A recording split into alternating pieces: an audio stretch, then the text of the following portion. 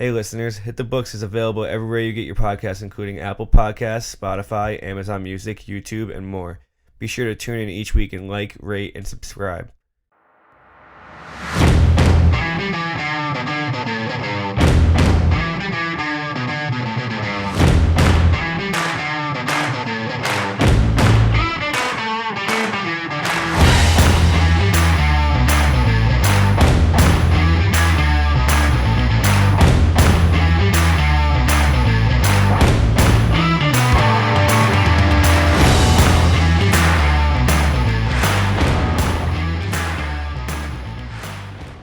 What's going on, everybody, and welcome back to Season 2, Episode 29 of Hit the Books. What's going on, everybody, and welcome back to Season 2, Episode 29 of Hit the Books, the podcast where we dive deep into the world of sports and sports gambling. Each episode, we break down the latest news and trends, provide analysis and commentary, and offer up our best bets and betting advice. Whether you're a seasoned sports gambler or just getting started, our goal is to provide you with the insights and knowledge you need to make informed decisions and come out ahead. So sit back, relax, and let's hit the books. This week, we have a huge week ahead of us with March Madness starting and so much action happening in the NFL offseason. More than we can cover there in the NFL. So we got a whole slate for you guys today, and I'm excited to jump in. So let's start off like we do each and every week by introducing my co-hosts, Huff, Ace, and Mackie. Mackie, let's start off with you this week. What do you got for me? What's going on, guys? Yeah, best week of the year, in my opinion. We got March Madness starting tomorrow. We got the first four. We had it last night, and tonight Pitt had a nice game last night against Mississippi State. I know Huff was on the right side of that one. Mississippi State missed a buzzer beater to win the game. So we're starting off March hot. Just getting in the full swing of things, and there's a lot of NFL news out recently in free agency and in trading. So a lot to talk about. Not much else going on. Send it back to you, Jesse. Good stuff, Mackie. Great to hear from you for another week here. Ace, let's send it over to you next. What do you got for us? Nice to see you, buddy. Hey, how's it going, boys? I'm ready to be back for another week here. I mean, we got the voice and the video rolling, so what's better than that? The boys are in business. But, yeah, like Mackie said, great time of year here. We got March Madness heating up, so I'm a big college basketball guy now, so for this month, definitely tune in for our picks. I'll be tailing Huff and Mackie. I hope the rest of you do as well. And got some great NHL and NBA games going along, and now some NFL news too, so looking forward to getting into some more sports here this week.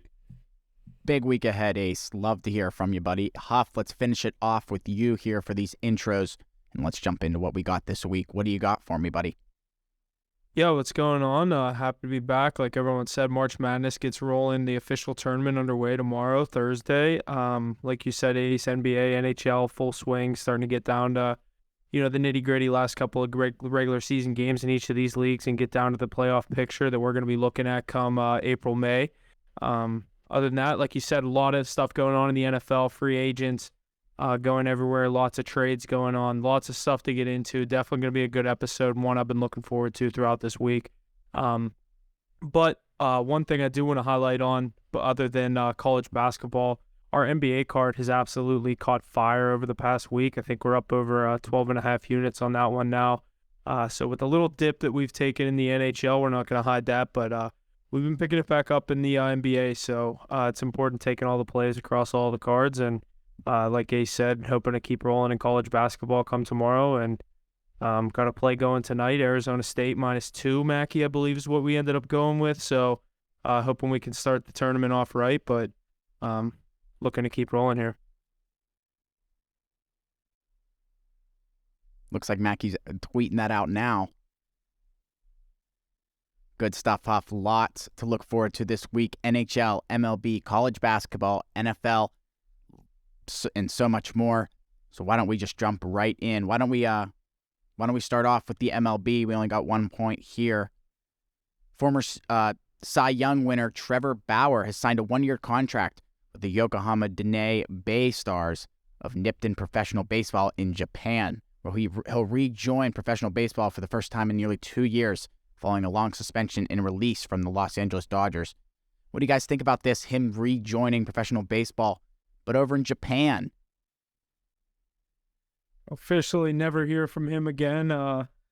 I honestly thought there was a chance he was coming back into the league. At least I thought I was seeing like swirlings of that in the news for a couple of weeks over the past maybe several or so months. But I don't know. I guess definitely a elite player. It's tough to see what happened to him in his career, what he did. But obviously, I'm not going to be watching too many Japanese baseball games. That's just me. I don't know about you guys. If you guys are staying up, or I don't even know what time those games would be, but It's probably like a 12-hour-ish difference, something like that. yeah, I don't know if I'm watching too many Japanese baseball games, but I think he got what he wanted. He made his bag, and now he's just fucking around in the sport of baseball. I mean, obviously he can go over and just tear apart any Japanese league he goes to. But I mean, what did he sign, a $300 million contract, and then he didn't play the next 2 years? So, I don't know. I think he's pretty fine with what's going on. Yeah, I mean, it's just great to see him be able to keep playing baseball. Obviously, some weird situations he's been involved with, and don't really know the full extent of that off the top of my head. But a great pitcher nonetheless, and looked like he was going to be a future face of baseball almost on the mound. So we'll see what he can do overseas, and maybe make his way back to the MLB eventually when things die out. Yeah, good stuff there out of the MLB. Lots more to look forward to here as opening day approaches, even though that's not really even about the MLB, but sort of, kind of. All right, I think it's time. Let's jump into some March Madness basketball. It's that time of the year. Games are here starting. The first four happening last night, Tuesday, and tonight, Wednesday, as well as, I believe, and games starting here on Thursday. And we have Alabama being awarded the number 1 seed overall this year in March Madness. Purdue, Kansas, and Houston as number 1 seeds in their respective regions. Let's go over some things to look forward to this week or this year in March Madness. One trend that I believe Huff put in here is teams with 60% or more of the bets on the spread are 56, 80, and 5, hitting at just 41.2% against the spread in March Madness since 2016. So a $100 better would be down at $2,812 over that course.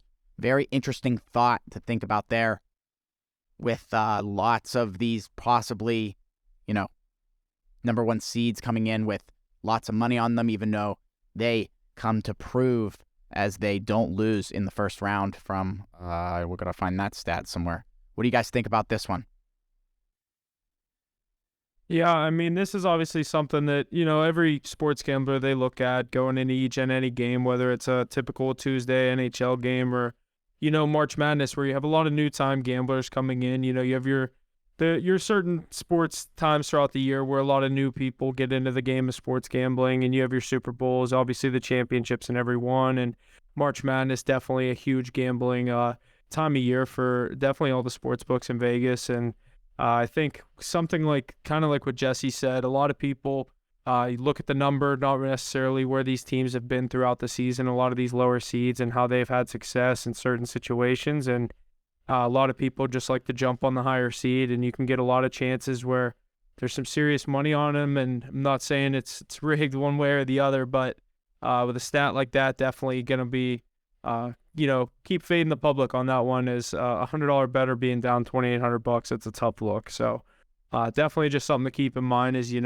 you get into the start of this tournament. I know that's something that we obviously look at going in each and every pick that we gave out, but maybe just something to point out for the average sports gambler out there.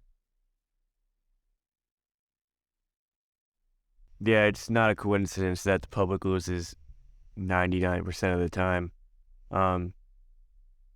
Mac, you think you got enough research for us to get one of those perfect brackets? Yeah, I don't think there's enough research in the world for that one, but that'd be pretty cool. Never say never, right? Would you rather? You never know.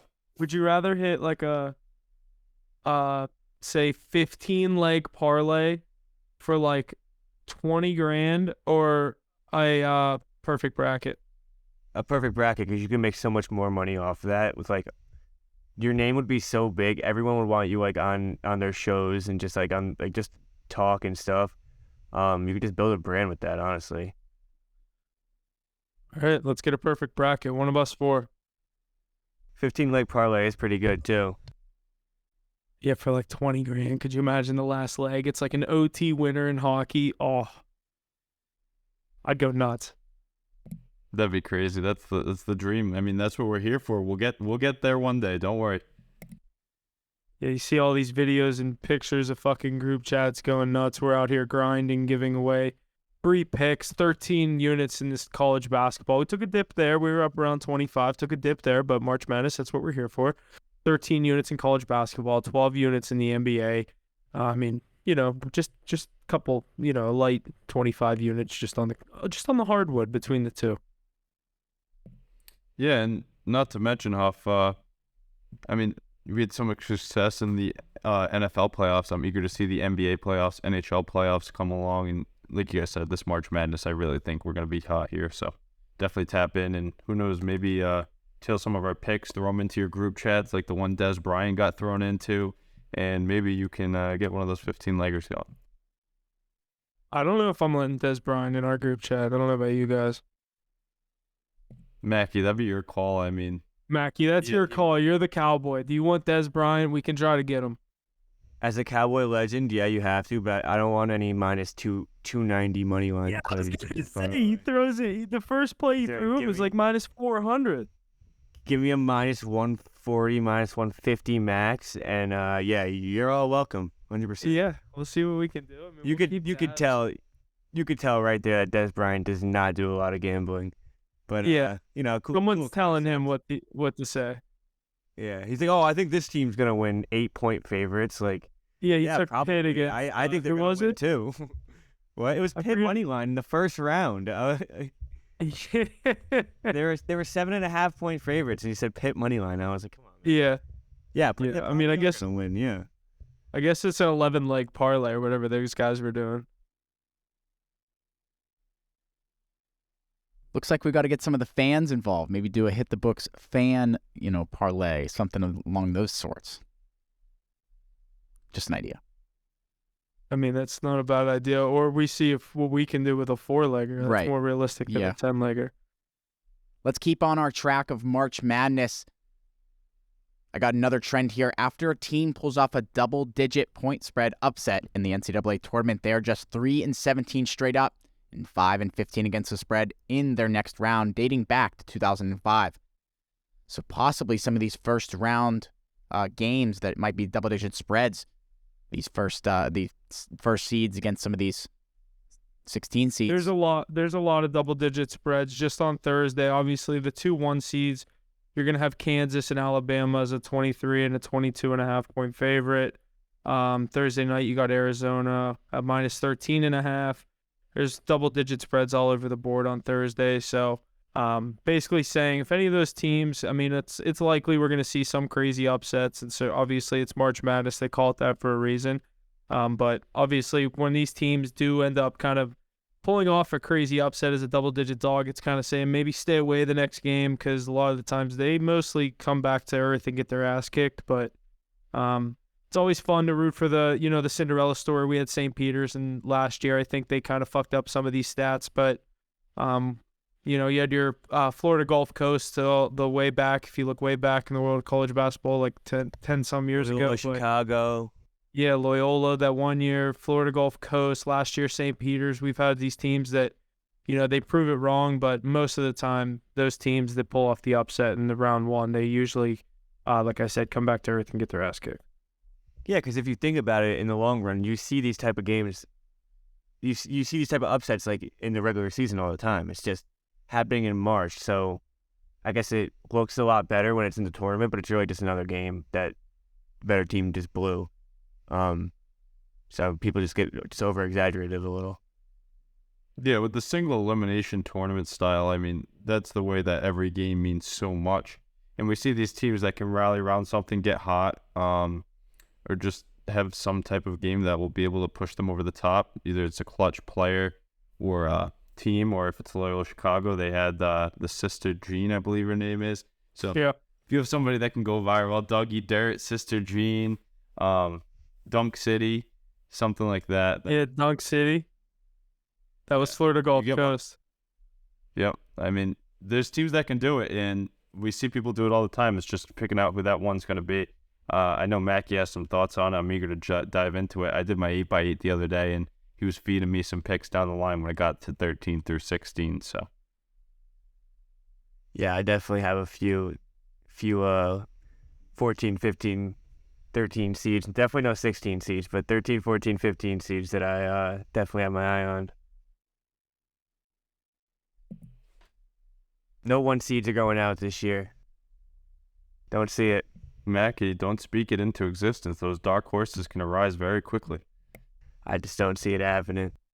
Yeah, these Purdue. one seeds legit. Maybe Purdue. Yeah, I was gonna say Purdue would be the only one that I would say Purdue? has a chance. Purdue only because they're so easily beaten by a trap, just because they work through Edie so aggressively. If a team gets hot against that and is able to, it's just working, it's possible. But I mean, he's still 7-4 at the end of the day. Yeah, I was gonna say he can put up 40. But if they have a guy who matches up decently against him, it's possible. Yeah. You're just not going to see a 16 seed with a guy that's 7 foot tall down line. I don't think so. And Mackie, by the way, the game that you're watching, the winner of that gets Purdue. Kansas has Purdue. Kansas has Howard. That's locked in tomorrow at 2 p.m. This Texas Southern team does have some big guys down low too, but it doesn't even look like they're going to win. But Here, next up in March Madness, I have that the Houston Cougars are the favorite to win the national championship this year at plus 500 currently. They were plus 600 before the bracket was released. Since seeding began back in 1978, only 3 other betting favorites have entered March Madness with odds higher than plus 500. The 2017-2018 Villanova Wildcats, who won the national championship. 2016-2017 UNC Tar Heels also won the national championship. And the 1995-96 Tar Heels lost in the round of 32. How do we see Houston faring this year in the tournament? See them going far? Mackie, I know you said no number 1 seeds, are going out this year. What do we think? Why don't you start us off? I just don't understand how this team is still looked at as the favorite to win it. I mean, you play in the AAC the entire season. Your hardest team you play the entire season is Memphis, and then you just come into a tournament against powerhouses in the Pac-12 like Kansas, Texas, Baylor even, and you're gonna take this team over teams that have been playing the hardest competition the entire season. They didn't even win their conference tournament. They lost. Memphis beat them. I don't understand. I don't see the hype around this team. I think they're good. They're a dominant enough team to get through easily the first round, maybe even the second round. But once they play with like a powerhouse Pac-12 team, SEC team, they're not beating them. I really don't even think they're that good. They're a 1 seed, but we've seen better 1 seeds. I just don't understand with them being a betting favorite at plus 500, especially after the brackets came out. Like it's gone up or it's gone down. I guess. Doesn't really make sense to me. I don't know what you guys think. I mean, I know you've had different opinions on this Houston team than I did. I mean, I didn't really like them in that as much as I did in the spot against Cincinnati in that AAC championship against Memphis. Obviously, Memphis plays a kind of a different game than that Cincinnati team, and Memphis, obviously, like you said, went on to win their tournament. Houston, obviously, like you said, how far do I have them going? In one of my main brackets, I definitely have them at least reaching the Sweet 16. I think if Miami can get out of the round of 32 or out of the round of 64 against Drake, I think that's the only legitimate matchup that Houston will have trouble with leading up into the Sweet 16. But I don't know. I think this Houston team, I think obviously you're going to have a lot of people that are picking them, but I think they're definitely a legitimate team, and I think with the national championship being in Houston, Jim Nance it's his last Final Four. He went to Houston. That's his alma mater. There's like a whole thing around that. I'm thinking Houston could go on a little run here, so I at least have them reaching the Sweet 16. Like I said, I think if Miami gets out of the round of 64. I think that Houston-Miami game in the Sweet 16 is their first legitimate matchup. And then, obviously, if they win that game, I have them playing Texas. So, but it'll be interesting to see. Obviously, them being a 1 seed, like I said, a lot of people are going to be picking them. So to see how far they go, it'll be interesting.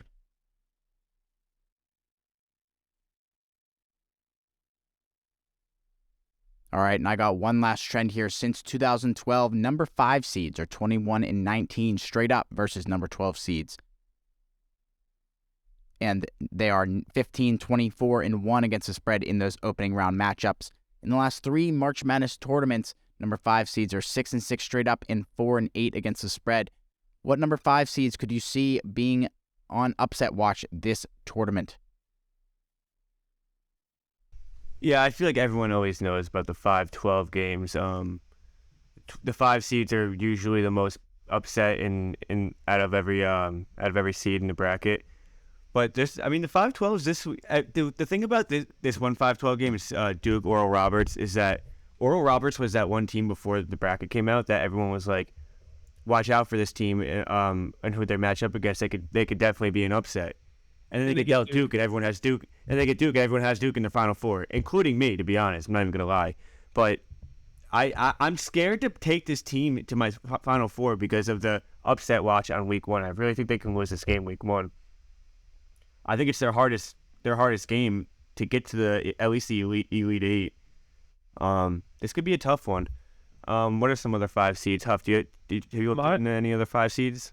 Yeah, my favorite 12 seed that I'm going to probably be taking, probably more with the points than the money line, is VCU over St. Mary's.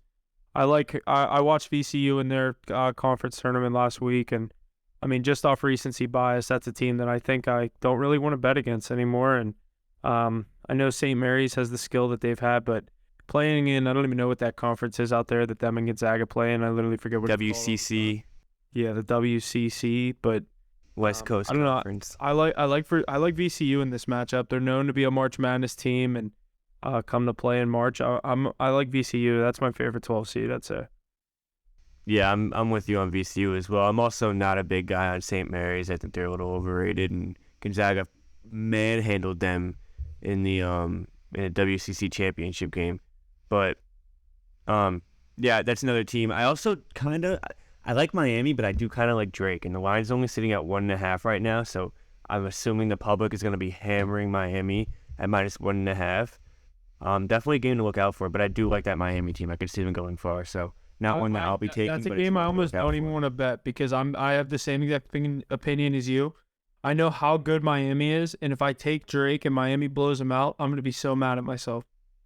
I'm not betting it exactly, yeah, but I'm scared to take him far in my bracket for that reason. Same thing with Duke. Just 2 5 seeds that can definitely get upset in the first round. Mac, You don't have any opinion about the other one? Isn't Charleston the other one? Wasn't it you that was telling me you liked that game? What was that? Charleston. San Diego State? Yeah, I do have Charleston against San Diego State as well. I actually genuinely think that all 12 seeds can win this year. I think it's an actual possibility.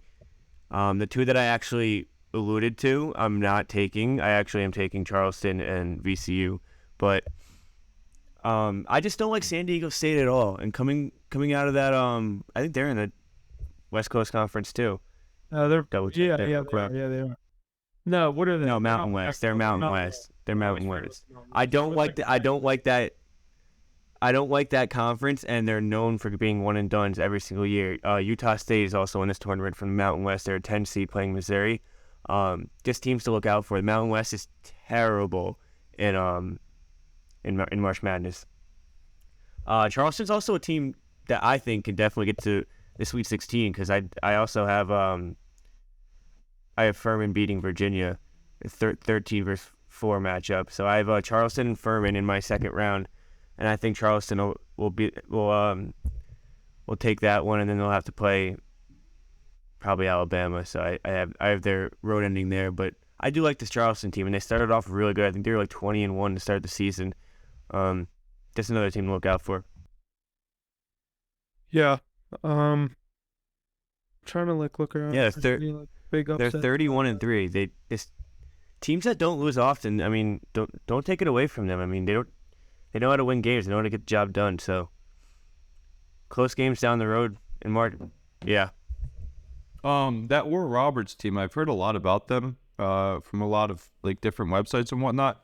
Can you give a little bit more of an explanation on why they might be a good seed to look at? Why a lot of people, I know they have Duke in the first round, but why are they an appetizing team for a lower seed?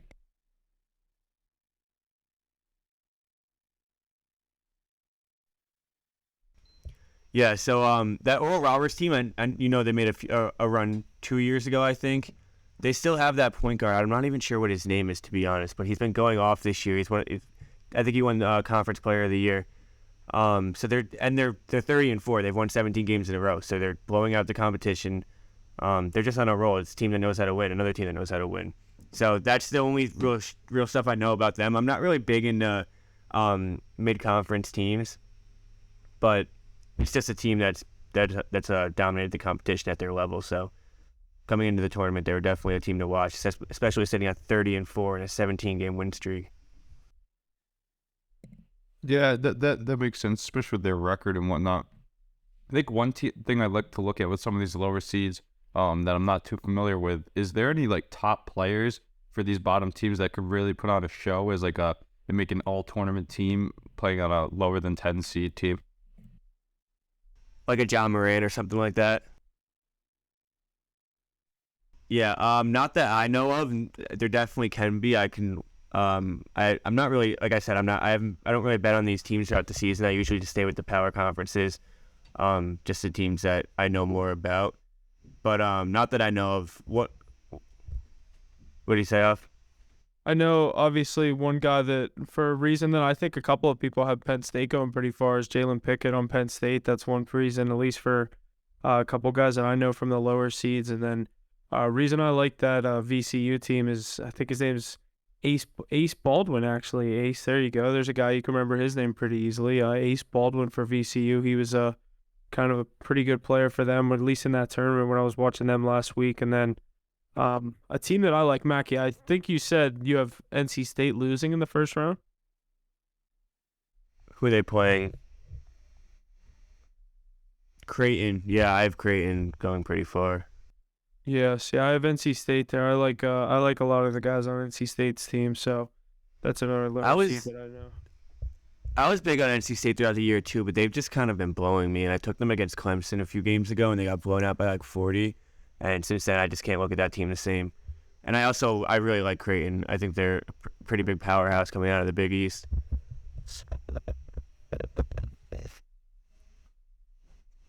But I see your logic on NC State. I mean, they're a team that I rode a lot in the beginning of the season. Yeah, I have NC State. I have NC State in that game. I don't know how far. I gotta pull my bracket up, see how far I have them going. But I have them playing Baylor in the next round and losing. Alrighty, good stuff out of March Madness. Lots to look forward to as that is quickly approaching, games starting here on Thursday. But with that, let's jump into what we got in the NHL, cooking up this week in the NHL. First point I got here is Jonathan Quick's hot start with his new team, going 4-0 in his first 4 games with Vegas. He's undefeated with a .930 save percentage and a shutout in one of those 4 games. What do you guys think about this? Pretty impressive by the boy coming into Vegas after being traded from the Kings to Columbus, then to Vegas. What do we think, boys? Isn't he, Ace, didn't you say he's like 3-0 since he's been there? 4-0. 4-0. He just won again last night. Good for him, dude. I mean, I haven't really watched any of his games. I don't know if you guys have, but I mean, I'm just happy he's not in Columbus. I'm sure he is too, making a playoff push and maybe a playoff run. Yeah, I'm just happy to see him playing meaningful hockey still. I mean, he still has the talent and the pedigree that he's had his whole career. Now he's playing behind one of the best teams in the league, the best team in the West, and he's showing out, like just said, with a .930 save percentage. I mean, yeah, he's 4-0 with a great team, but .930 save percentage, Mackie, as you know, that's pretty high. So, like we've talked about before on this podcast, if they have to turn him in the playoffs or if they ride his hot hand, I'm eager to see if he can put on a show and get those Vegas Golden Knights to the promised land like they've sought to do.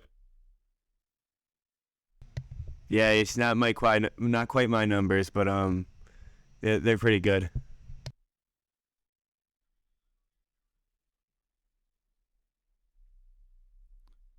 Alrighty, next point here I got in the NHL is that the Bruins are officially the first team to clinch a spot in the 2023 NHL playoffs, while also being the fastest team to 50 wins. Lots of good stuff there for the Bruins. Ace, what do you think about the Bruins? Looking good this year, like we keep talking about each and every week.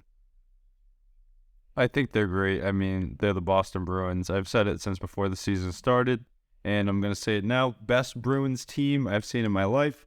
hopefully they can get the job done because we know the playoffs are a whole new beast. But a little rut right now, but they'll be good. Get healthy, get Hall back. Like I was telling Mackie, use the Kucherov rule on the IR and be uncapped compliant going into the playoffs, and then figure it out. Get the full lineup and roll teams like we should. Veteran presence and all. So looking to get back on track, but nice to see those records being breaking. Nice to have that asterisk next to your name when looking at the standings.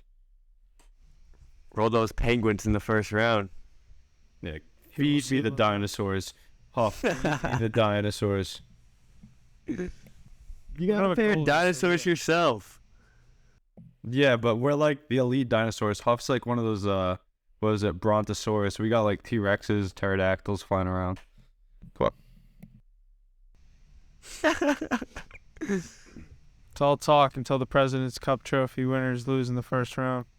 Yeah. Well, the thing is, Huff's dinosaurs are good too, but when you think about it, they just don't have anybody playing goaltender, and that's pretty important. We have the Vezina, they have nobody, so I don't really know what to say. You tell me. Yeah, not gonna lie, bro. Like watching Penguins recently, Jari's a plug. You guys need to do something about that. That's the only thing you guys need. Yeah, well, good thing the trade deadline was a couple of weeks ago, right? Sorry, I didn't mean to bash your Pens like that, but Yeah, Jonathan Quick went for the cheap. You guys missed out there. imagine you guys got Quick.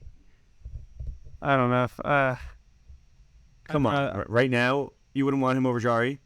Yeah, I mean, I guess I would, but I don't know. I'm not confident in really Jari. I haven't been confident in Jari all season. Huff doesn't think Like a Huff thing. Huff doesn't think the team needs a goaltender to get over the hump. I think he's trying to hint that the Pens aren't going to make much noise in this year's postseason if they get there.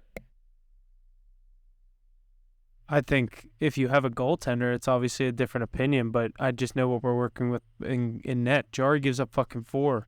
His last two out of 3 starts, he's up 4 in the first period. You guys Like give you up a do, and first again, round? that's against Columbus and Montreal. You do if say we do get the Bruins, that's 6-7 goals in the first period. Like if you even let it get that bad with Jari. Yeah. Well, the thing is, would they want to give up some assets or like a pick for 1 year of Quick? Would that put them over the top? I don't think so. It may win them around or keep them a little bit more relevant, but I think they got to hold on to those assets and plan for the future a bit. What about the Smith? I'm more confident. I'm way more confident in Smith right now than I am Jari. Didn't he play? Yeah, last I mean, year in I the playoffs? don't see how. Yeah, Well, that's just because Jari was hurt, but he did play well. and fucking that Rangers also. Louis Domingue had to play too. That was Yeah. insane. And you took that fake Good team out of New times. York to 7.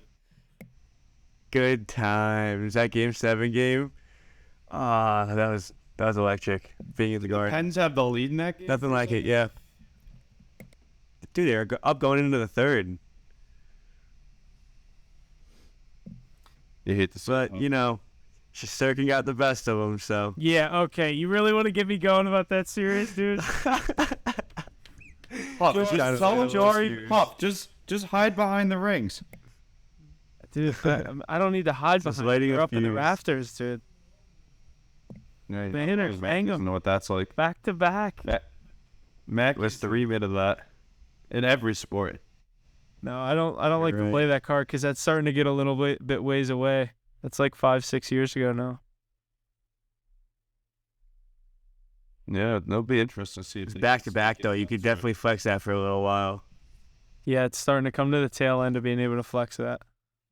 You have arguably the best hockey player as well of all time. Of all time, Yeah. I don't know. I think Crosby, Wayne Crosby's Gretzky in. holds that title Yeah. long. No, into I'm not saying like the GOAT or the best of all time, but I'm saying skill wise, behind McDavid, I'd go Crosby as my second most skilled player in NHL history. Yeah, no. The fact that he's like still doing it right now. No, but if you He's think obviously about it, a lot slower now, but he's a game changer. Like Wayne Gretzky changed the game that came after him. Crosby made it to what McDavid could be, and McDavid's gonna make it to what the next guy can be. I was gonna say then the next Yeah, guy's gonna come right in and imagine what the next guy's gonna look like. Some Well, they grew up 4-year-old watching out there is going to be the next kid we're talking about every night on a night in and night out basis, saying this dude better fucking score. I got puck line. I think we're gonna get to this point earlier or later. I think Jesse has it down for sure. But Mackie, that boy Connor McDavid, he's still rolling onto that MVP race, huh? Yeah, but dude, it's like he's still putting up 2 points a night, but it feels like he's slowing down right now. They got like 14 games left. I think he needs 21 points, so he's in good shape to do it still. But I really want him to get 150 so bad. I think he will. Is he on pace for Connor it? McDavid. 21 I mean, points he's in 21 14 in games. 14 games. He can get 21 points in 8 games, but yeah. Yeah. let's see if he does it. It's gonna be exciting to watch. He's We'll have to definitely. see. That's going to be an interesting one to track. They've climbed into the out of the wild card spot as well and jumped into that central standing. Yeah, I said that's one that whenever we dove into the wild card spots a couple of weeks ago, that was one I said I think they'll pass up Seattle. Yeah, but over in the West, I feel like getting into that third spot isn't that big of a deal. I mean, in the East, you got to play Boston or Carolina. It's looking like over there, you play Dallas or Dallas or Vegas? Vegas. I'd want to avoid those two teams if I could. I'd rather avoid the Avs. No, if the way it sits right now, the Oilers would get would they get the Wild in the first round? I believe. Yeah. No, Wild, they'd get the the Jets. Oh, the Kings are there too. I'm not yeah. looking at my Wild, phone. Kings, Jets. Any of those teams, I'd much rather see. Avalanche, you bring up a good point, but I don't want to see the Stars of the Ice going in the playoffs, especially in their house. We know Vegas gets rocking, but it's only separated by a game or two out there. Yeah, lots to look forward to as we get closer to the NHL playoffs here. Big race in the East and somewhat of a race coming up here in the West, I think. So let's move on to this next point that I got. John Gibson set a franchise record for the Anaheim Ducks with his 13th save the other night. Guy Hebert to set Anaheim's club record for all-time saves at 11,814. An impressive feat there for John Gibson. Anaheim Duck there. Lots of good stuff there. Anybody have a comment? Pittsburgh guy. Shout out Johnny Gibson. Yeah, I was gonna say that. I didn't know it was Pittsburgh, Hoff, but American goaltender. Love to see it. Kudos to him, especially on a bad team, still sticking with his franchise and doing what he does best, stopping pucks.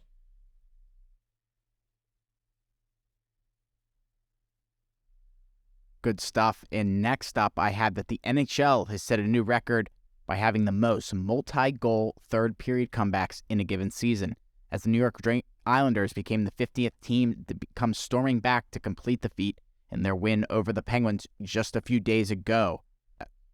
That was the 50th. I think there might have been another one the other day as well. And now that you bring it up, it makes sense. I mean, this year's been entertaining in the NHL. I don't know about you guys and a lot of us as gamblers and sports bettors and whatnot. It's been pretty crazy some of the times a team you're betting on has come back or the huge deficit. I know Huff, your Pens have been doing it year long. They blew one the other day, but a lot of multi-goal comebacks makes for good hockey. I attribute that to the talent and depth of scoring in the NHL.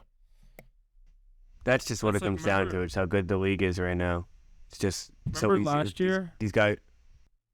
Remember last year how often Florida was doing that? Like, it was like Florida went down by 3. It was like, okay, I bet Florida money line. Like, I feel like, and even this year it's happening, like, I mean, clearly at an all-time high. Like, I feel like these games I've seen 3-1. You're like, oh, yeah, this is getting out of hand. It's third period, 3-1, 15 minutes left. Next thing you know, 3-2. And next thing you know, you're going to overtime 3-3. And most of the time, the team with the momentum is going to take care of it in overtime. But, yeah, it just sucks to see my Penguins give up the 50th one. But fuck those Islanders. They're hanging around. I said the Penguins and Islanders are going to be those bubble teams. And the Penguins are at least starting to separate themselves from the rest of the pack other than the Islanders. But, yeah, it's looking like they're going to stay true there. Mackie, I know we had the Penguins and Rangers Bruins parlay again last night, but I was low-key, if one of the legs was going to lose, I was kind of rooting for the Rangers, so we had a chance to go into these games on Thursday and Saturday, maybe with a chance of us getting pretty close to you guys in the point race, but us still sitting with 78, you guys sitting at 86, still a little bit of ways away, but yeah, we definitely have some important games coming up, too, against the Rangers. Those are going to be huge games. See kind of playoff style hockey, like you said, and see what this team's capable of. But yeah, coming down the stretch, I'm excited. Yeah, Huff. Games. That was huge last night with the Rangers winning, the Penguins losing. You were obviously hoping it went the opposite way. But yeah, these two games coming up are huge, and you guys obviously just stole that one at home. We got a point out of it though, which is pretty big. You guys just need to at least get these games to overtime, get a point or two out of this these two games at the Garden. Yeah, Imagine a sweep here. Imagine. If we sweep, you're done. If we sweep, you're done. What if the Penguins What do you sweep? mean? You're sitting at if we sweep you, you're sitting at 12 points with what, 12 games left? I mean 12 points. Like you guys couldn't catch us. You guys couldn't catch us. Is what I'm Oh yeah. You sweep them, Hockey. But I mean, if you guys can get even 3 points out of this, that'll be huge for you guys. Yeah, if we win one, take one to overtime, that's like a great trip. That's what you need, though. Yeah. And I mean, you're going into Madison Square Garden, and it's not going to be easy. But we've seen how the Rangers have struggled with the Penguins in the past. Hoping Shesterkin doesn't play both of them. That'd be nice. He's going to play Saturday. I don't think he'll play both, right? They're back-to-back. Oh, they're not back-to-back. Fuck. I keep saying They're not, though. There's a day in between. No. But there's a game on Sunday, so I don't think he's going to play Saturday. I think he'll just play Thursday. Interesting thought. I don't know, though. They play Halak a lot. Yeah, but one thing I would say It's gonna be going into this weekend, 2 bets I'd look at for that series. I mean, you're gonna have to look for the Hawk game. Definitely take the over that night because we know the Penguins like to score and can't stop a lot of people, and the Hawk's very leaky on the back end. But on the other night against Shesterkin, I'm gonna be looking at those Pens money line. I know we won't card it because Mackey would definitely be against it, but as an outside bettor, there's some value on that, and it's such a huge game for the Penguins who have been there in this moment before and been successful.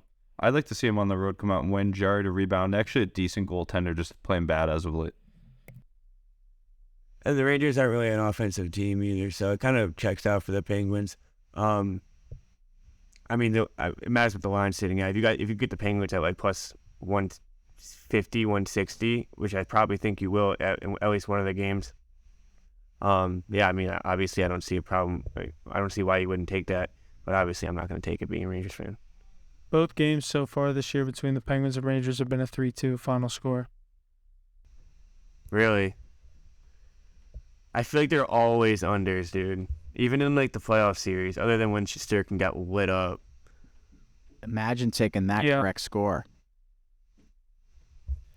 Hey, Mackey. Yeah, 3-2 Rangers would be nice, wouldn't it? Mackey, What's up, Biz? As your team is getting into the upper echelon with my Bruins and the likes of a few others in the East, do you really think that the Penguins pose a threat coming down the stretch? Is that a team you're afraid of? Personally, yes.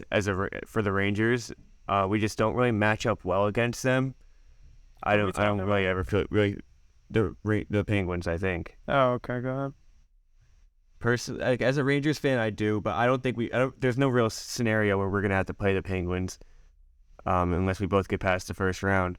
But coming into it like against the Bruins, if you guys have to play them in the first round, I don't see a problem there. Just because again, like Jarry, the offensive power that the Bruins have, and then you have Jarry in net with the zero confidence that he has. Maybe if he could figure it out by then, but I just think you guys would tear him apart. Be a four game series. Yeah, I agree with you there. I'm not too worried about them, and I don't think the Rangers should be either. Maybe this weekend I would be, but if it came to it in the playoffs, I think the Rangers would handle business. I know we talk about this a lot week in and week out, but it's so interesting to me, especially as a hockey fan and the season coming down to the wire now. What teams do you think in the wild card race do pose a threat to these top seeds? I know who I have on the top of my mind, but I'm eager to hear who you guys think really could be a threat to get to that second round of the playoffs if they do squeak into the wild card. Are the Oilers in that 3 spot right now, or are they considered a wild card team? They're a 3 spot. I was talking more Jets right now, but you can go with the West. Oh, East? Well, the only other teams you're really talking about here are the Islanders, Panthers, and I guess Sabres. The Senators and Red Wings are still there. I don't know. I think the Penguins. I think the Penguins are the best team out of the wild card teams. I think they pose the most threat. I just think that the East is too good at the top. I don't think a wild card team can come out of it. I still think that the talent on the Panthers is scary, and now the goal scoring by the Sabres too. But a lot of people that I'm seeing everywhere is the Islanders. Everybody's so keen on those Islanders, but I just don't think they have enough skill to hang with those top dogs. They just play such a boring game with that defensive style. They try to get it to like a 3-2, 3-1 final score. And, I mean, when you got Sorokin in net and he's on, he's shown that he can hang in those games. Yeah, you're not wrong. I personally think I really think the Islanders are going to fall out of that spot. I don't think they're going to get that. Me either. I don't think they're as good as these other teams that are vying for that final spot. Sabres are my fun one to see. Yeah, well, I forget what I said. I think I'm definitely different than what I said before. I think I said Panthers, Penguins. I said Panthers, Isles. I think I said Panthers, Penguins, but maybe I'm sticking with that. I don't know. I like the Sabres. I really want to see the Sabres make it. They're also up 3-1 right now on the Caps.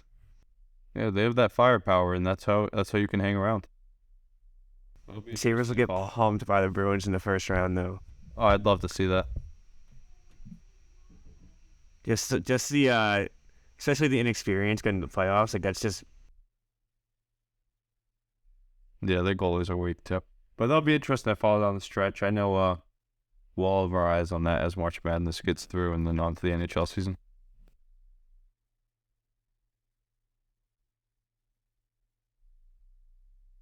Alrighty, let's get to this next point in the NHL. Patrick Kane, after joining the New York Rangers, has now reached the 50-point mark in a season for the 16th time in his career, passing Mike Modano for the most by a U.S.-born player.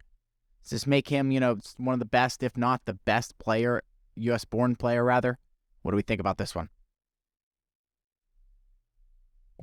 It's tough to say this myself because I was such a big Mike Modano fan growing up. That was the first jersey I think I ever bought for a hockey jersey at the NHL store in New York City. But yeah, Patrick Kane, most skilled American of all time, so definitely the best player of all time, born in the United States.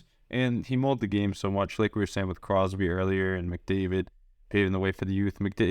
Kane really helped the Americans see that they too can be skilled guys. And I see people like Jack Hughes coming into the league, so his legacy will be on forever. Best 88 in my opinion. I know Lindros is there, but I wonder what you guys think. Definitely, in my opinion, best American-born player. Yeah, I was never too big. I was never too big of a Blackhawks fan growing up. Obviously, that's kind of like Penguins won their cup in 2009, and then that Blackhawks dynasty caught fire. And then when the Penguins got there too in 2016 and 2017, I kind of was more, okay, we're at the same level of these guys, the 3 cups and, your core years. And obviously Kane and Taves, what they were able to do with that Chicago Blackhawks team over that 5-year stretch when they won those 3 cups. And it was kind of the Kings versus Blackhawks out west, and that was kind of a sick time in the NHL when Patrick Kane was scoring that OT winner and when he scored the OT winner in the Cup against the Flyers. And he's definitely had all the crazy moments and definitely the best U.S.-born player. Obviously, like we said, Modano, a legend. It's going to be interesting to see what Austin Matthews can do. And we always say, the next wave, you said Jack Hughes, the Hughes brothers, those kinds of guys, what they're going to be able to do. But Kane, 3 cups. The consistency over his whole career, and now going to go and chase one with the Rangers. It's going to be interesting to see what comes down to come, like I said, April and May.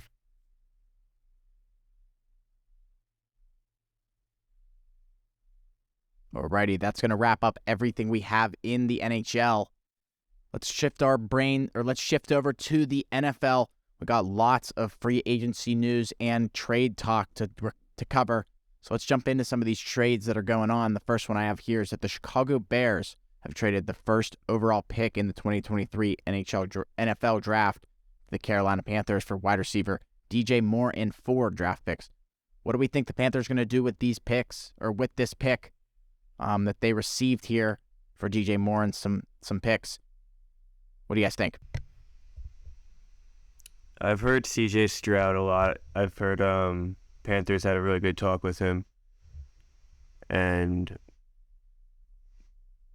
I don't know though. I don't think he should go first overall. I don't think he should go first overall. There's a lot of stuff Yeah, that's about what I'm Anthony hearing. Richardson, which is crazy because you could get him at like 10. They didn't need to trade. I don't know why they traded off. That's what I'm thinking. Yeah. And they gave up so They much need to to move up solidify 7 it, but slots. Especially with like this year's talent. I know that every year they need a young quarterback, but I don't think these are game breakers like Lawrence and Burrow, where like they could have success in the NFL, but I don't know. They gave up too much. The Bears, great move by them, and they've had a great offseason, which we're going to get into. Just a team on the rise in the NFC North. I'm excited that Justin Fields gets a real weapon with DJ Moore, and he gets a ton of assets as well. So, Chicago Bears, kudos to you. The Carolina Panthers, you overpaid. Better hit on this draft pick. Yeah, this is an absolute great move by the Bears. I mean, obviously everyone's kind of saying that, and this Bears team is definitely one to watch and one I'm going to be rooting for coming in the next year. Obviously, I really like what they've been doing throughout the offseason, and they moved back, get 4 picks and a great wide receiver in return for it. Ace, like you said, Justin Fields finally has kind of a legitimate weapon to work with at the wide receiver position. We know they did lose David Montgomery. We'll get into that, but obviously they got draft picks everywhere and signing guys all over the defensive side of the ball. So definitely a team on the rise, like you said, in the AFC North or in the NFC North.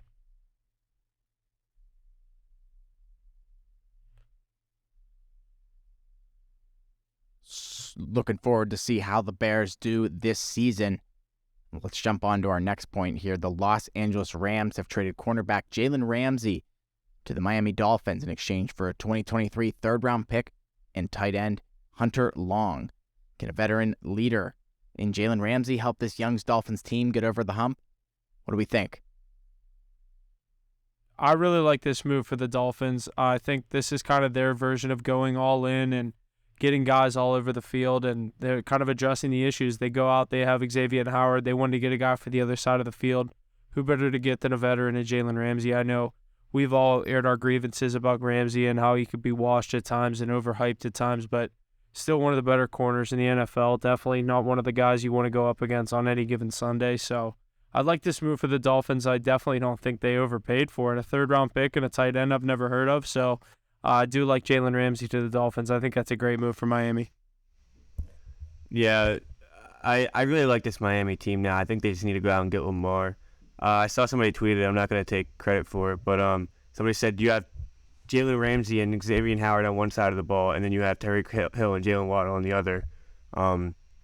That's pretty hard to match on both sides of the ball. So they go out there, and I don't really trust Tua. I think he's already got CTE, so go out and get Lamar, and this team is stacked. What do you mean go get Lamar? They just got Mike White. Yeah, they're just going to say that too.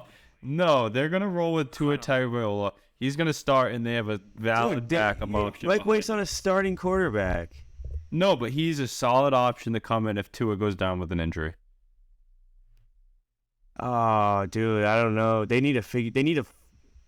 I don't know. I hate on I thought Tua a lot. I thought that was just like dishing off a quarterback. I really thought that was just dishing off a quarterback. Maybe be a second option at all times. I think Tua Tagovailoa, he's not that bad. I've criticized him a lot, but he's actually pretty solid. And when he's in, they win football games. His numbers don't lie. He has CTE. Yeah, but he's gonna play. I don't think he plays like 4 or 5 more years in the league. I really don't. Yeah, but they're more worried about the right now with this, especially the signing with Jalen Ramsey. So we have to think he's gonna be on the field. All signs are pointing to that. So I think they roll with him. But back to my point about this move, I like Jalen Ramsey going to that defense. The one move that was pretty underrated that we didn't touch on too much was Bradley Chubb going to the Miami Dolphins. So with Chubb and Ramsey now on that side of the ball with the pieces they already have in that offense, how good it is. I said they were going to make the playoffs last year before the season. People doubted it. They got in. I think they're even better this year. It's tough to say as a Patriots fan, but that's a formidable squad that they're forming down there in Miami. Great move with the Ramsey. That scare you a little, Ace? AFC East? Yeah. I mean, I think they're the best team in the division. I think that the Bills are an overrated team in my opinion. A lot of people like to tell me I'm wrong, but they're losing a lot of core pieces, and they don't perform when it matters. And they almost lost to Skylar Thompson last year. So I think this Dolphins team's on the rise while the Bills are on the downfall.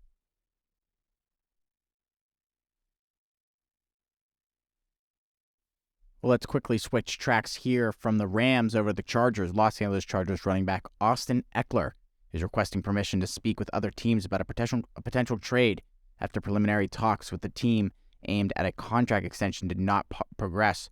His agent Cameron Weiss told ESPN per Adam Schefter.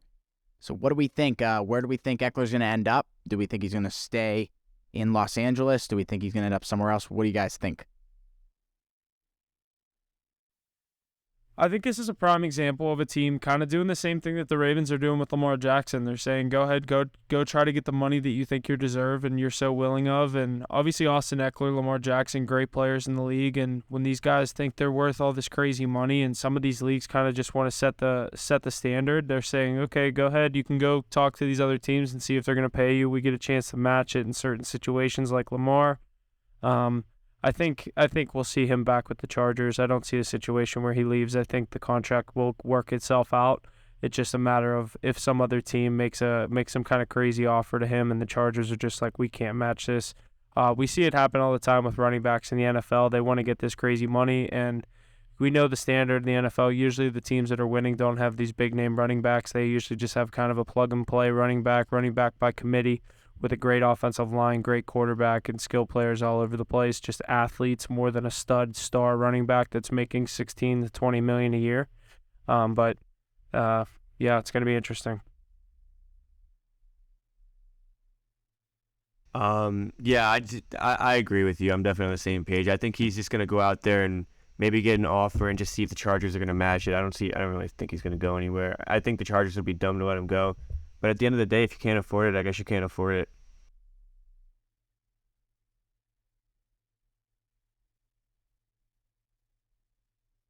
Curious to see where Austin Eckler ends up. Maybe staying with Los Angeles, maybe going somewhere else, depending on what he and his agent figure out. Next up, I got Jonnu Smith was sent from New England to Atlanta for a 7th-round pick and a cap dump for New England. Pretty interesting one there. Not much else on that one. The next point I got is the Indianapolis Colts are trading 5-time Pro Bowl corner and former Defensive Player of the Year Stephon Gilmore to the Dallas Cowboys in exchange for Dalton Schultz. Mackie, are Cowboys getting rid of Schultz here? You think Gilmore is a step in the right direction? What do you think? Gilmore's still a very good corner. He's definitely aged a little. I don't really like to see Dalton Schultz go. I think he was a very good piece. Huff, you probably love him more than I do with all the money he's made you. Schultz. So I don't know if you're gonna get that in Indianapolis, but it was a nice ride if you don't. Yeah. But yeah, I don't mind the move. I guess we got Ferguson at tight end now. See what he can do. So not much else. Yeah, I was just Ferguson's Ferguson in Indy. Ferguson's not bad. He's definitely an option. I like Schultz, dude. Schultz was, It's going to be borderline top be 5 nice. tight end in the league. You want to hear something, though? Bold prediction. I really do think I hope Lamar stays with the Ravens, but when Lamar goes to the Indianapolis Colts, he will have Dalton Schultz. There's a very nice safety valve like he used Mark Andrews, and that'll be a good tandem in Indianapolis. That would be cool. That would work together really, really well. He would just be the new Mark Andrews, like you said. Yeah, definitely. That's one of the that'd be cool for Lamar Jackson, in my opinion. I like that. The Lamar Jackson news will come. That's going to be big when we get it, but it will be coming. Don't worry, folks. Good stuff there, boys. The next point I got here is tight end Darren Waller traded to the New York Giants from Las Vegas for just a 2023 third-rounder. What do we think about the value here? I love this move for the Giants. They went out and got a definite playmaker in Darren Waller, a guy that Daniel Jones could have as a security blanket. Obviously, he has Saquon in the backfield, and they have positions they need to address in New York. But I really like this move for the Giants. Go out and get a definite top 5, top 10 tight end whenever he's on the field. Yeah, it's Giants team that won a playoff game last year. Obviously a nice piece to add. One of the better tight ends in the league in a very few elite tight end league nowadays. Nice piece for Daniel Jones. Big bucks Daniel Jones. And in my opinion, that's crazy that the Raiders got rid of Darren Waller. I don't really understand why they would do that, especially bringing in Garoppolo. But we saw they have Myers and they have Myers, Renfro, and Adams. That's enough people to catch the ball. But I've heard there was some bad blood between McDaniels and Waller throughout the last season. I believe it. Did you see the thing on the animated player? Did you see the stuff with his wife? Yeah, Kelsey Plum, the marriage. They didn't invite Josh McDaniels to the wedding or something, and he told him to keep it hush hush. And McDaniels went to the combine and was telling everyone about it, and that's how it got public. Oh, I didn't know all that. I just heard that he got signed, and then they're like, "Yeah, McDaniels doesn't really care about your marriage." And then Kelsey Plum was like, "He's probably just mad that he wasn't invited to the wedding." She tweeted that. It was something like that, and I heard the rest of that on Pardon My Take or McAfee this morning when I was listening to it. You think Josh Jacobs tweet is because of that? Say again? You see the Josh Jacobs tweet? No, I didn't see it. Or he's just like, shit sad, bro. Do you think he's saying it because he's sad that he left, or it's sad that they traded him over that? That's interesting. I don't know. You never know either. Yep, that's crazy to me, but great move by the Giants. I think Darren Waller still has some gas in the tank if he can stay on the field. Lots of good stuff there out of the NFL in regards to the trades going on throughout the league. Let's jump into some of the action going on in the free agency market. Some players getting released, some players signing some extensions, some new contracts. Lots of things to look forward to. The first point I got here is quarterback Jimmy Garoppolo has signed a 3-year, $67.5 million deal with the Las Vegas Raiders that includes $34 million in guaranteed cash. What do we think about this one? Garoppolo going from San Francisco over to Las Vegas. Do we like the play? What do we think? I honestly like Garoppolo being reunited with Josh McDaniels. He goes and gets his guy. So now really, is he just a scapegoat if Josh McDaniels slips up early on? Or are they going to be a package deal when they get kicked out of the Raiders? Was at Allegiant Stadium? I like this move. Pretty safe move. I don't know if it's much of an upgrade from Derek Carr. It's just different. He has had success in the NFL though, so while his skills and his stats may not be that great, he does get to the promised land. He hasn't won one himself, but he knows how to get there. So with all those weapons, I think he can't have a worse year than Carr had last year.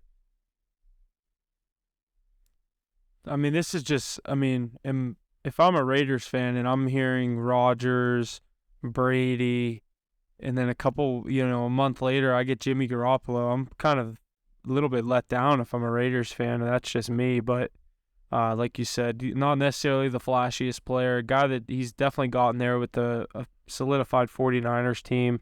I don't know if he's going to be able to do that with this Raiders team, but props to him. He just continues to get crazy contracts no matter where he goes. So, it's gonna be interesting to see what he does in Vegas. I was just gonna say, think about Jimmy G living the life. Huff brought up a good point, getting these contracts. He got to play with Tom Brady during the dynasty. Then he got to go play for the 49ers on a stacked team and living in San Francisco and going to Super Bowls. And now he gets to go play in Vegas and live there. He still has elite weapons everywhere he goes. Just a great life for a guy that should be holding the clipboard. Dude, he wins. He wins football games. That's what he does best, and I think he'll do a pretty good job in Vegas. I know it's a tough division and a tough schedule, but I don't know. The guy knows how to win football games. He's shown it time and time again. He was also balling last year before he got injured. Yeah, I do think that the Raiders have a better season than they did last year, and I think Garoppolo will be pretty successful, especially in a McDaniels offense.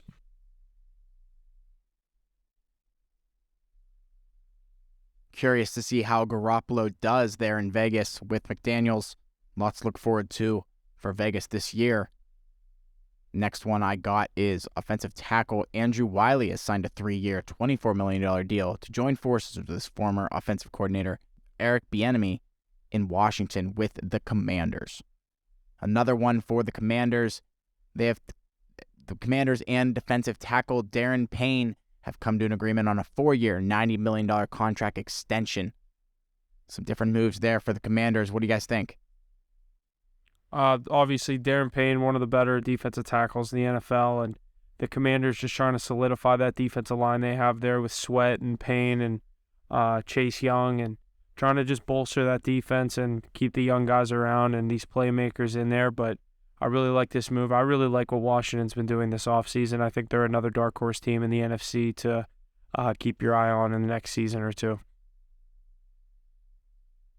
Alrighty, and the next one, a former Steeler center back Cameron Sutton has signed a 3-year, $33 million deal with the Detroit Lions.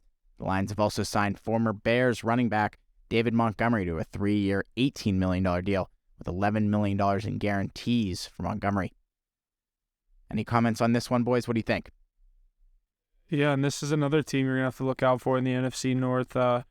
Bears and Lions kind of adding and kind of keep going and addressing their issues and holes across. I think the Lions are a little more I think the Bears are a little further more down the rebuild road than the Lions are, meaning the Lions are in a better shape going in the next season, I think. I think with Goff and you get a guy like Montgomery in the backfield. I know they had Jamal Williams last year, and you get Montgomery up there with a couple skill players, and they're adding all over the field. They get a guy like Cameron Sutton, a veteran corner at this point of his career, and takes the big money to go up to Detroit, but definitely going to be a good team up there. They have young players on defense with Aiden Hutchinson, and we know what he's capable of doing. We saw what he did throughout his rookie season, and I think those three teams, Commanders, Detroit, and Chicago, are very on the up and up in the NFC.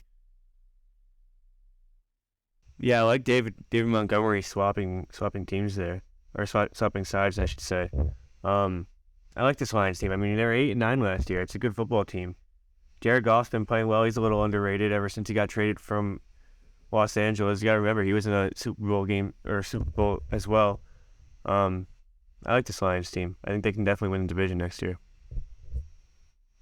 Yeah, I agree. A good move there, and as we'll get to it later on, Jamal Williams moving on from this team. So that's a good tandem with Swift and Montgomery. Should be interesting to watch with the Jared Goff at the helm, and then those pretty solid receiving core too.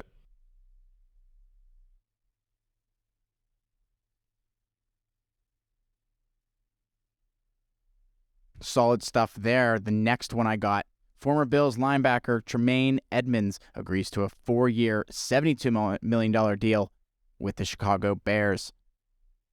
Another ad here for the Bears.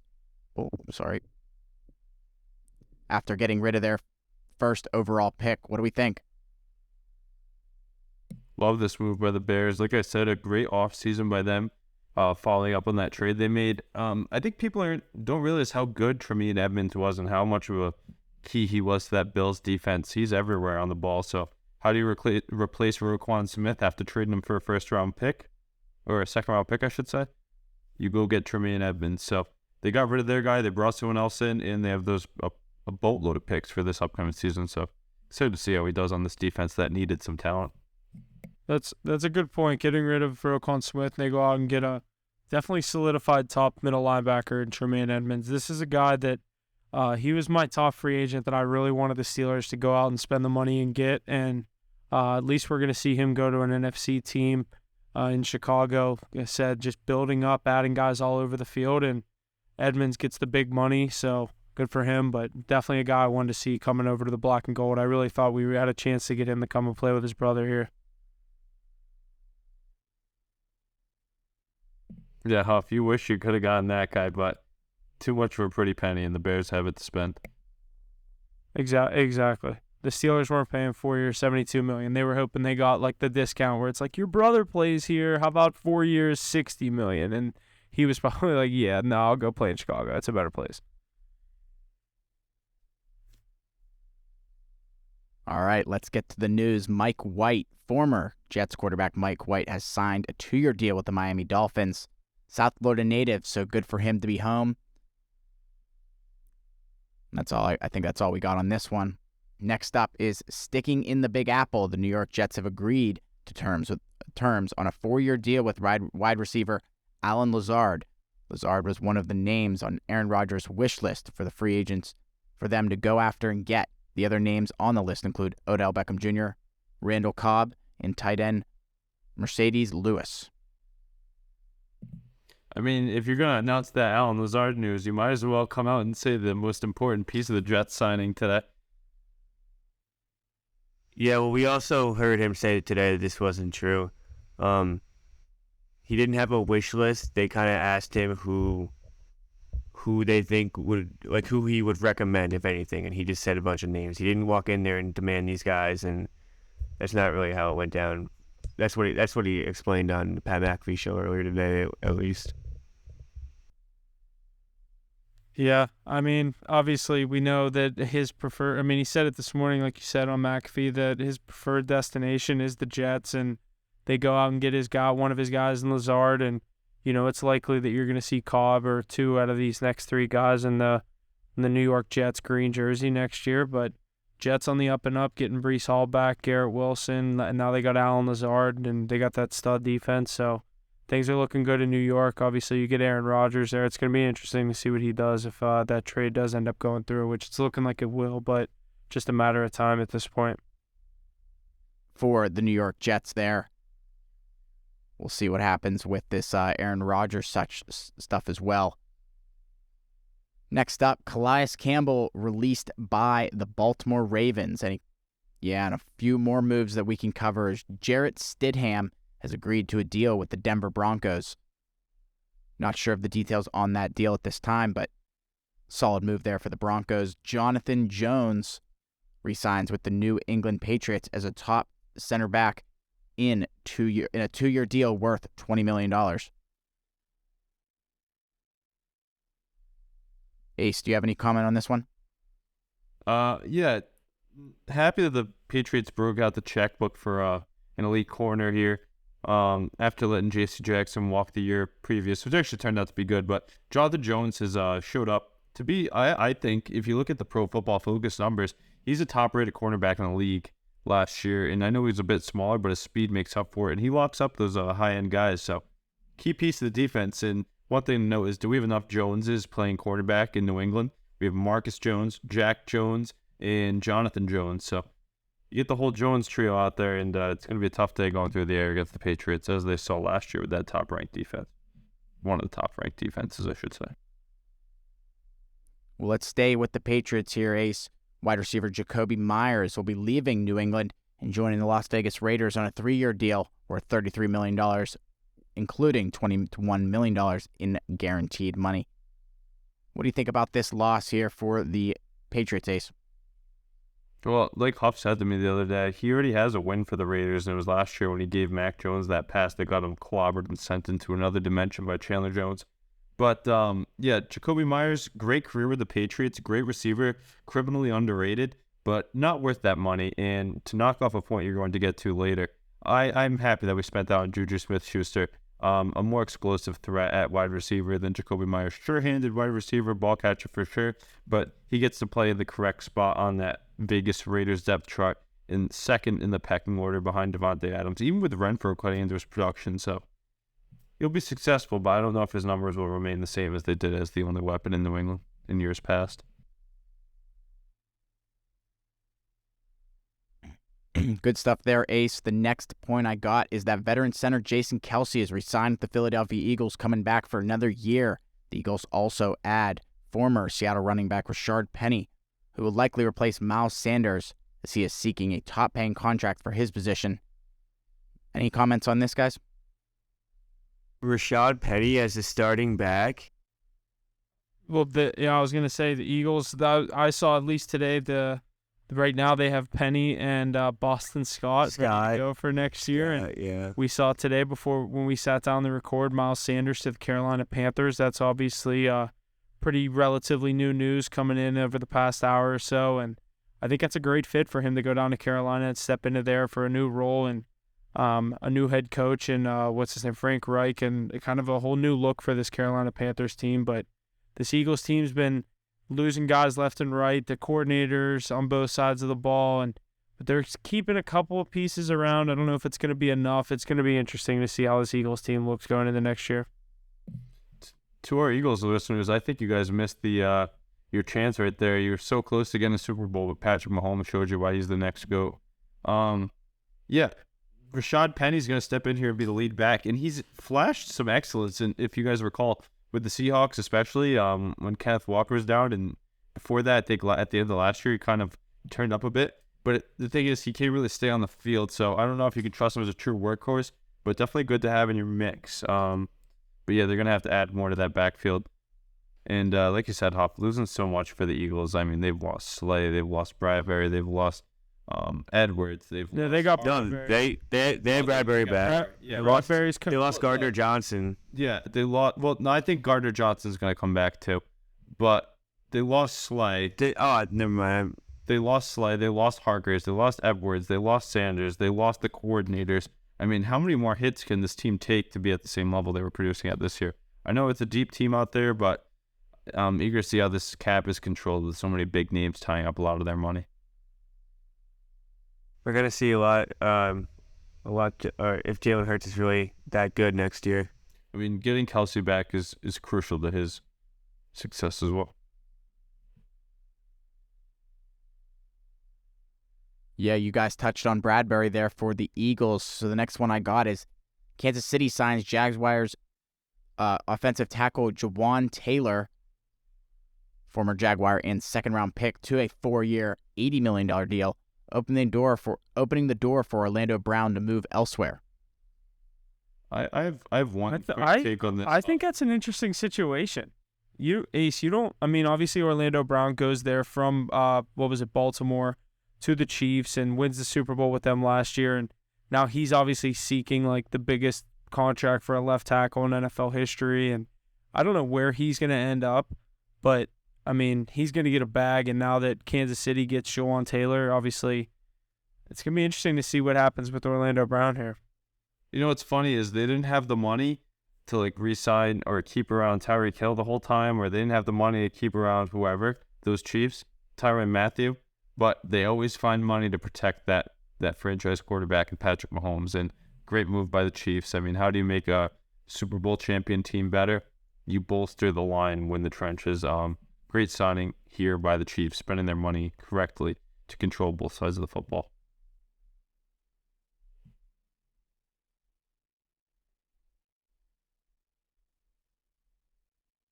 Alrighty, and with that, we have the Browns have restructured quarterback Deshaun Watson's contract, creating nearly $36 million in cap space, source said.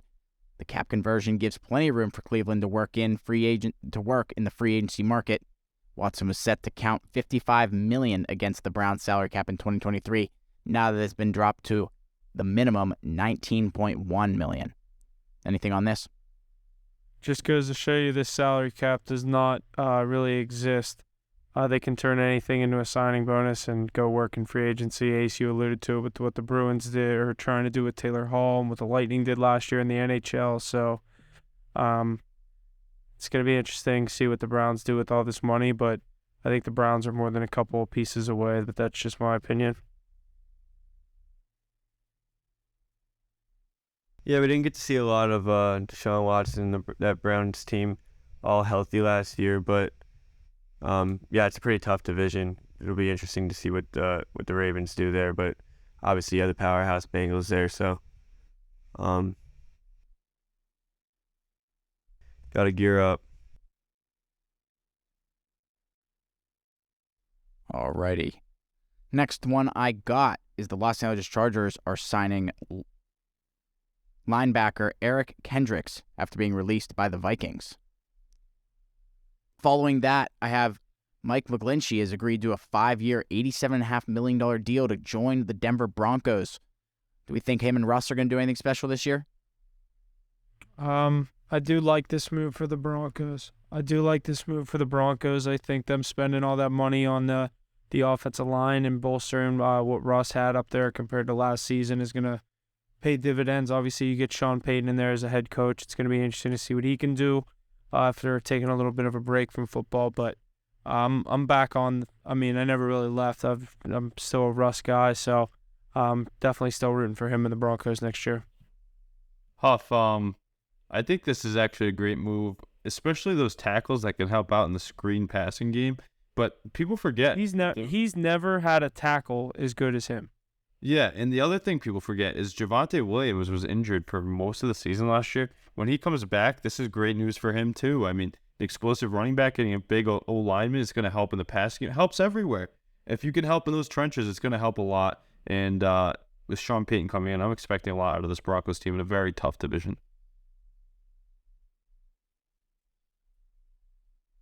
looking for success from the Broncos this year. But what do we think about the Falcons? This next one is the Falcons have added former Cincinnati Bengals safety Jesse Bates on a 4-year, $64 million deal, while also adding Washington Commanders quarterback Taylor Heineke. Interesting move, the second one. Excited to see Bates go to this team, resurrect that Falcons defense. They had pieces last year. At times they were playing well. I know you guys all cashed on them a lot last year on the money line and with the points. Those Falcons, if you remember correctly, seeing them on the weekly card for the boys. But Jesse Bates is a game changer. It's going to affect that Bengals defense, which is playing very well. And it's going to help out the Falcons. And then Heineke might just walk into a starting job there. I don't know what you guys think about that.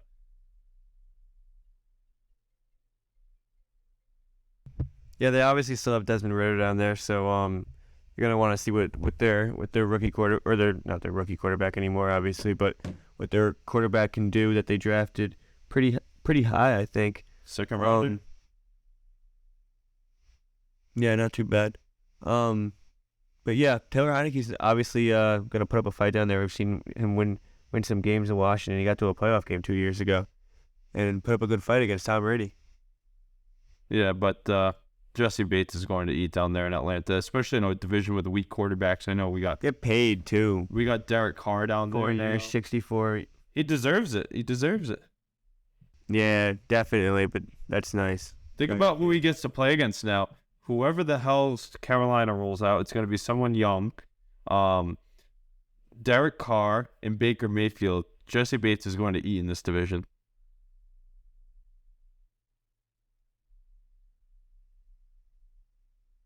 Alrighty, couple more moves here to go over. The next one is quarterback Sam Darnold joins the 49ers as an elite veteran backup in case of emergency with Lance and Purdy. What do we think about this one? Anything? Obviously, I don't think the 49ers have too much confidence in Trey Lance, and they're looking to go in the next season, I think, with Brock Purdy after the success that he had last year, but you get a veteran in there with Sam Darnold. He's out. Who? Brock Purdy's out. Oh, yeah, I mean, Purdy, yeah, he's not going to start. He's out for the entire season? I'm pretty sure I saw 6 months added on, and he was already halfway. Dang, I saw he just got the surgery recently, so I knew he was going to miss the start of the year, but, I mean, we've seen a number of quarterbacks slide into that Kyle Shanahan offense. It's going to be interesting to see what happens if Sam Darnold has to slide in there. It's just some good stability behind some questions. A little look up from Brock Purdy. Alrighty, let's move forward. The next one is the Cincinnati Bengals safety Von Bell has agreed to a deal to join the Carolina Panthers.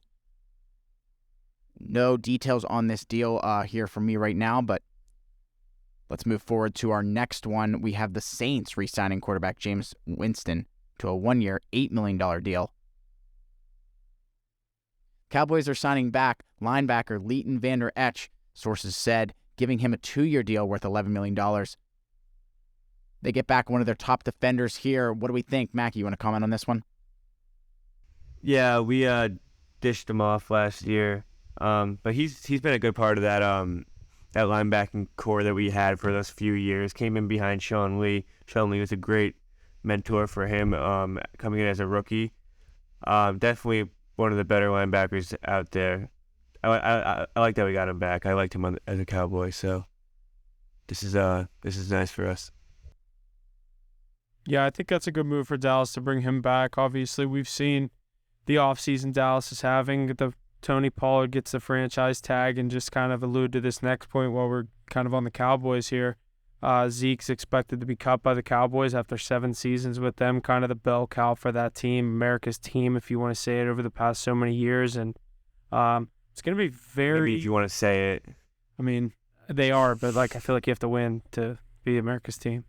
One day, Mackie, one day. Yeah, it's still America's team. That nickname started in the 90s for good reason. Like, they were winning. But back to my point, I just think it's going to be so weird to see Zeke in another jersey. I feel like he is like the Cowboys. Like, it's going to be so weird. I don't know why, but of running backs, it's not usually that weird for me to be like, oh, yeah, they're definitely going to go to another team. I honestly thought Zeke, for some reason, was going to be with that Cowboys team for his whole career just because of the relationship that he had with Jerry Jones. And just like the type of player that he was for that organization. I mean, it's definitely like a hardest goodbye as a Cowboys fan I've had in a while. You just see him. He's just supposed to be a Cowboy. He looks like a Cowboy. Seeing him in another uniform is definitely going to be really weird. And it sucks to see him go, but Tony Pollard's that dog. So excited to see what he can do. He's going to go to like the Cardinals or somewhere random as fuck. No, Zeke, there'll be some good fits for Zeke. I think Zeke is going to eat next year. I think he's going to eat next year. It's going to be a comeback player of the year type thing. He's really good, I think, in my opinion. He plays very differently, ground and pound, and he really helped out Pollard his success. I truly wonder if Tony Pollard can take on the full workload at the size he is. Hope for the best, never hope for injury, but I could see that coming about, or at least losing some pop in his legs. I like the two-headed snake they had in Dallas. Yeah, it was definitely a nice committee that they had going, but yeah, we'll see what Tony Pollard can do. I like him. I think he's been all right. So, like you said, carrying a lot more workload now that Zeke's gone. So it'll be interesting to see what he can do. All right, is this the last thing? Little Baker Mayfield news. Yeah, curious to see where Zeke Elliott ends up after possibly being cut here. But let's jump over to the Tampa Bay Buccaneers signing Baker Mayfield, just 1 year, $8.5 million. Do you think he's going to be able to fill the shoes of Tom Brady? Is he going to start? Yeah, he's going to He will start, yes. Will he fill the shoes of Tom Brady? Yes. No, kidding. Mackie, what were we saying earlier? I keep holding out hope for him to be good. I don't know why, but I just have to maybe accept the fact that he's not. Ace, that's so funny because right after you texted me that, my friend texted me. He was like, I really want to, I want to root for him. I want to have hope for him. And I was like, my friend just texted me the same exact thing. But yeah, he's a guy you want to root for. Obviously people think that he got screwed from the Browns. I've had a lot of hope for him in the past few years. I can't support him anymore after last season. I mean, this his chance last year. has to be his the last same chance. team this year. Has to be. Not as good. This has to be, yeah. Had some success with the Rams, so you never know. It's interesting. We'll it'll be interesting to see how he does. I think they're going to be the worst team in the league this year, though. Bold take, but I bet you it does come out of that division, but we'll see. You might be right. You might be right.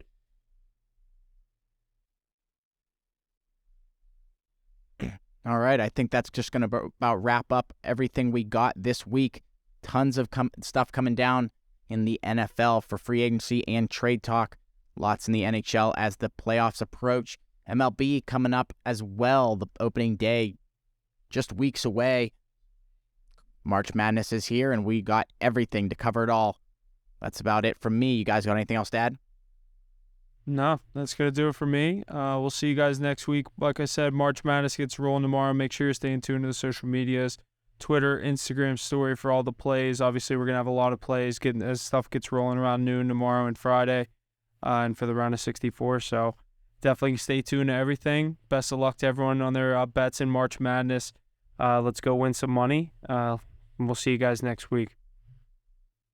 The next 2 days are the 2 best days of the entire year, every single year. So I hope everyone has success in that, but I'll be enjoying the fuck out of it. Yeah, I can't wait to get those picks from Mackie and Huff when I'm sitting in the office and looking for something to throw on.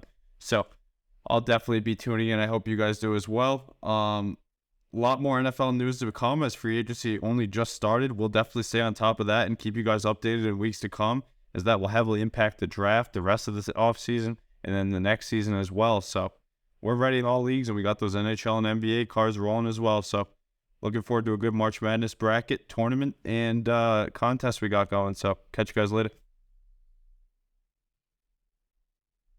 And that's going to do it for us on this episode of Hit the Books. Thank you to everyone who tunes in each and every week. Without you, we wouldn't be able to do what we do here. So please like, share, and subscribe wherever you can. And don't forget to check us out on Facebook, Instagram, and Twitter for our plays each and every night in the NHL, NFL, MLB, NBA, college basketball, and college football. Thank you again, and see you next week.